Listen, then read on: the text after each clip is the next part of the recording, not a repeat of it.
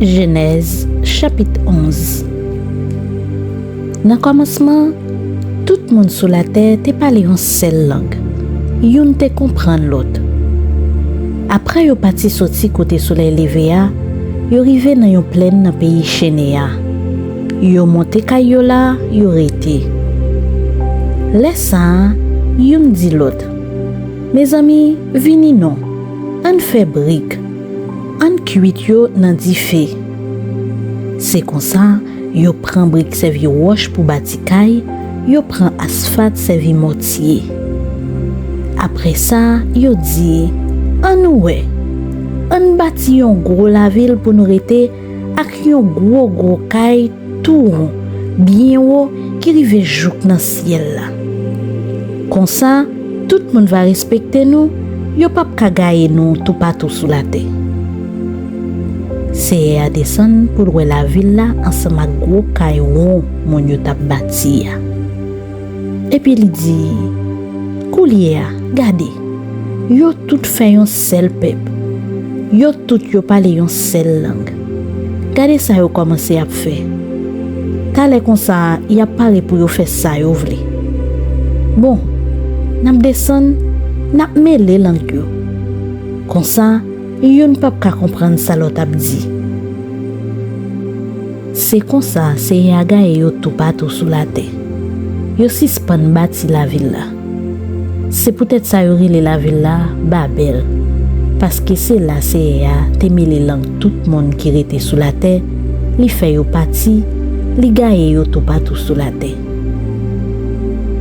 Mais petite Sem yo. 2 ans après inondation, Sem te gen 100 ans li fait un petit garçon, yo rile Apachad. Après ça, li vive 500 ans encore. Li te fait l'autre petit garçon ak petite fille.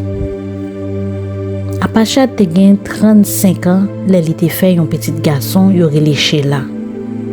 Après ça, li vive 403 ans encore. Li te fait l'autre petit garçon ak petite fille. Sheila te gen 30 ans, li fait un petit garçon, yo rile Ebe. Après ça, li vive 403 ans encore. Li te fait l'autre petit garçon ak petite fille. Ebe te gen 34 ans, li fait un petit garçon, yo rile Peleg. Après ça, li vive 430 ans, li te fait l'autre petit garçon ak petite fille. Peleg te gen 30 ans, li fait un petit garçon, yo rile Reu. Après ça, li vive 209 ans encore.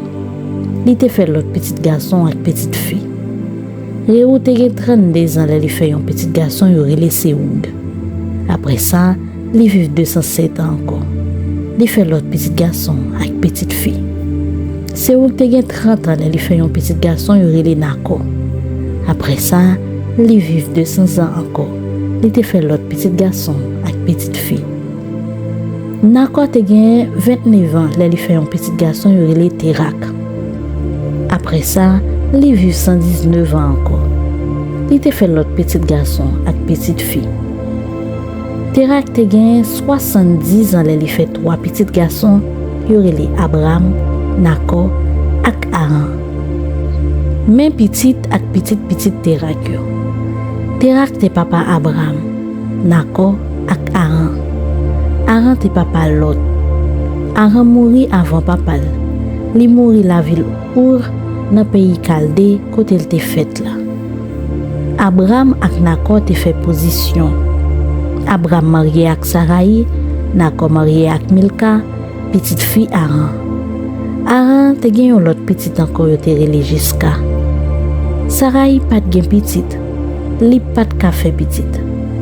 Terak prend petite li, Abraham petite li, l'autre qui te petite Aran ensemble ak belle fille li Sarai qui te madame Abraham petite li.